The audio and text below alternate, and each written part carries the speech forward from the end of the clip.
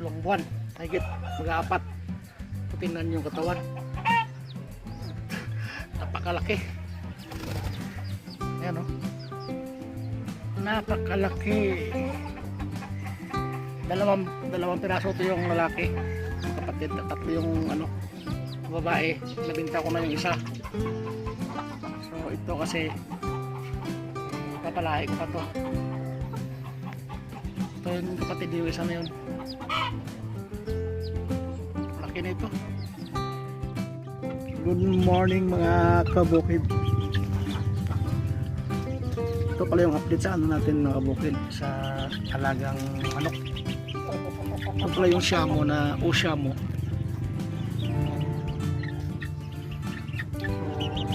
Pinainom ko sila ng gamot dahil sipon, sobrang init ng panahon.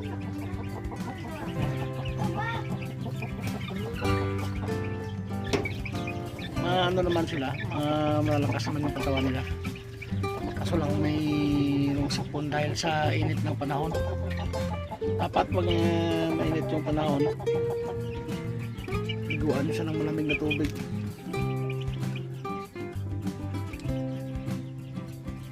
Ang lalaki ng katawan nito mga kabukid.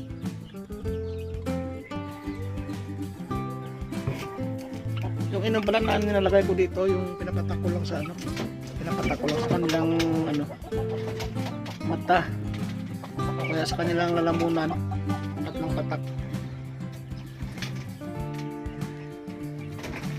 Kasi ito, manitlog na yung hinahin nito, iniwan na sila, tapos uuwi na sila dito pag gabi na. Kaya kung araw hindi ko makikita, baka kasi mawala, kaya nilagay ko na lang dito sa kulungan.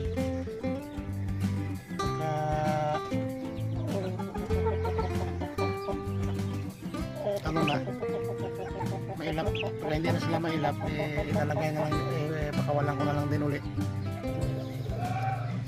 Puro to mga kabukid, platcom lahat to, magandang klase to. Ayan, platcom.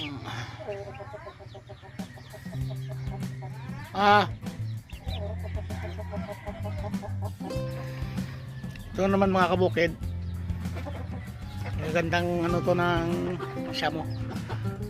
Babae yan mga kabukid, akala nyo lalaki yan, babae yan lahat. Yan, malalaki din to na malalaki na lahi. Ito yung nila tatayo. Ayan, tingnan nyo, ang laki. Malaki talaga to. Ayan, ang problema lang kasi mga kabukid, mahirap magpapapisa pag masyadong malalaki yung manok. Tulad dito, nababasag kasi yung mga itlog. Nakita ko sana.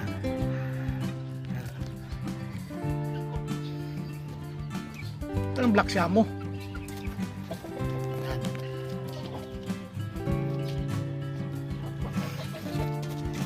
Ito yung isa nung malaking kandang natin.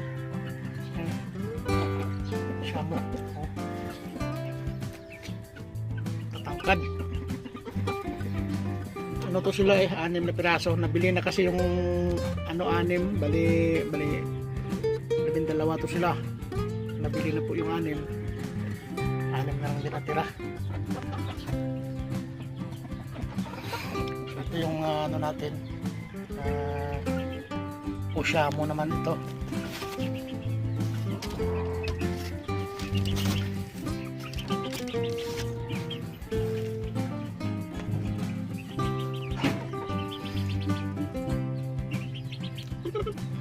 Puro ayan mga kabukid, mga platform. Yan yung natin, warrior. Isa ng warrior natin. Ayan, isang piraso na nila tira, matangkad. Ayan yung warrior, yung isa ng warrior natin na inahin. So ito ang pan dito mga kabukid, Kapag kasi mainit yung panahon, papaliguan talaga sila dahil mainit rin yung katawan nila. Dahil pag hindi mo sila mapapaliguan, yung sipon nila pabalik-balik lang. Kahit anong gamot ibigay mo dyan, hindi tatalab yan. Dahil sa panahon kasi yung ano, yan o.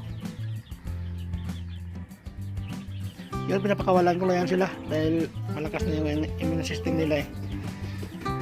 So, maliit pa, mayroon din yung ano, konting sipon. Ito. Dapat isang oras muna bago pa inumin ng tubig. Pakainin sila, kaso nakalimutan ko, nabigyan ko na sila ng ano, isang oras muna after magpainom ng ano, gamot.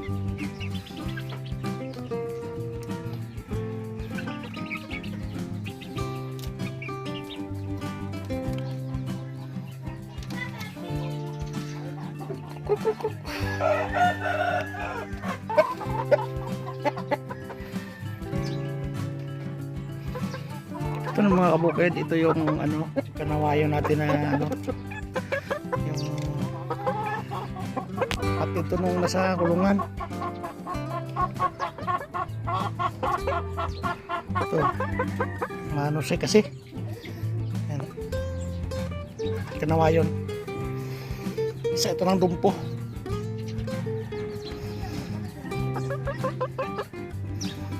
Kanawayon.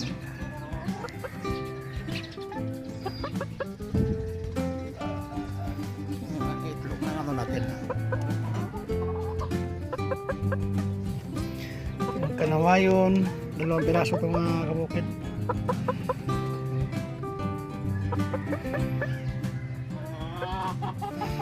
Puti. Ayusin ko pa to dahil lipat ko to doon sa malaking kulungan.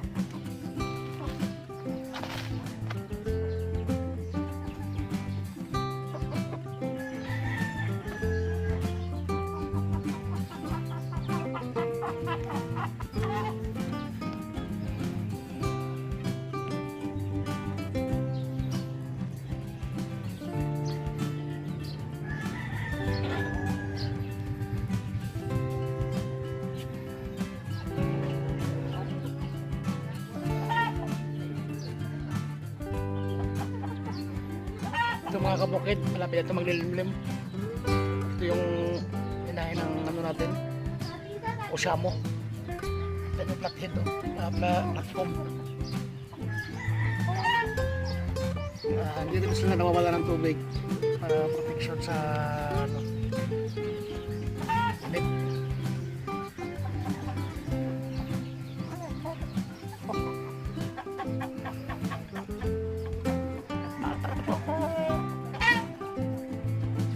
Buwan, higit mag-apat. Tingnan yung katawan. Napakalaki. Ayan o. Napakalaki. Dalawang piraso ito yung lalaki.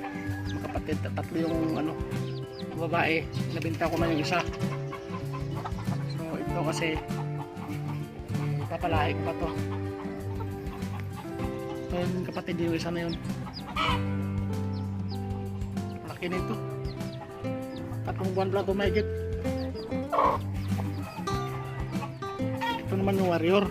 Yan, warrior type natin na siya mo.